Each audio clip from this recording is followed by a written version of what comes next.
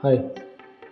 सोचो एक दिन ऐसा हो, न्यूज़ चैनल पे खबरें हो, चाइना ने ताइवान पे हमला कर दिया और ताइवान को अपने कब्जे में ले लिया, तो वो मंजर क्या होगा। आपके कंप्यूटर, आपके लैपटॉप्स, आपके फ़ोन, यहाँ तक कि एआई में जो चिप्स लगती हैं वो सब महंगी हो जाएंगी और दुनिया में महंगाई छा जाएगी और युद्ध, थर्ड वर्ल्ड वॉर होने की संभावना हो जाएगी, जिसमें अमेरिका एक साइड में होगा और चाइना एक साइड में होगा और उनके एलाई उनके तरफ होंगे। तो तीसरा वर्ल्ड वॉर हो सकता है ताइवान की वजह से। तो आइए देखते हैं ताइवान का हिस्ट्री क्या है। बात है 17वीं शताब्दी की। उससे पहले यहाँ पे आदिवासी रहते थे। नीदरलैंड्स ने 1700 ईस्वी में यहाँ पे कब्जा किया, यहाँ पे व्यापार किया, यहाँ पे आए थे। उसके बाद उनके मिंग राजवंश ने यहाँ पे शासन किया। उसके बाद में किंग डायनेस्टी ने शासन किया और उसके बाद जापान का शासन आया। 1895 के बाद 1945 तक जापान ने शासन किया, लेकिन सेकेंड वर्ल्ड वॉर में जापान की एक हार हुई बहुत बड़ी। उस वजह से जापान ने चाइना को ताइवान सौंप दिया और उसके बाद से चाइना और ताइवान साथ में आए। और उसके बाद चाइना में 1949 में पॉलिटिकल क्रैश हुआ और ये पॉलिटिकल क्रैश आता है मेन जो है ना, इनकी कहानी है चाइना और ताइवान की, वो उस कहानी में मेन आता है। ये 1949 का जो पॉलिटिकल सिस्टम आया है वो आता है।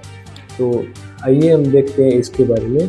नहीं तो एक तरफ कम्युनिस्ट नेता माओ जिदोंग और 1949 में कम्युनिस्टों की जीत हुई थी और उनके सामने थे chiang kai shek थे और उनमें माओ जिदोंग जीत गए और chiang kai shek चले गए ताइवान में। उन्होंने ताइवान में अपनी पॉलिटिकल पार्टी बनाई और चाइना में माओ जिदोंग ने अपनी पॉलिटिकल पार्टी बनाई।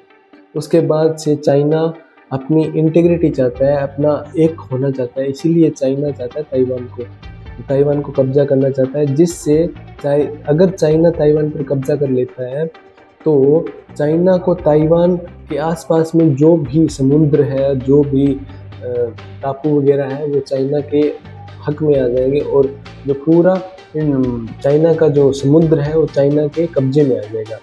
तो इसीलिए चाइना पूरे तहे दिल से ताइवान को चाहता है और यूएसए भी यही चाहता है कि ताइवान चाइना के कब्जे में ना आए, जिससे कि ट्रेड रुक जाएगा, व्यापार रुक जाएगा।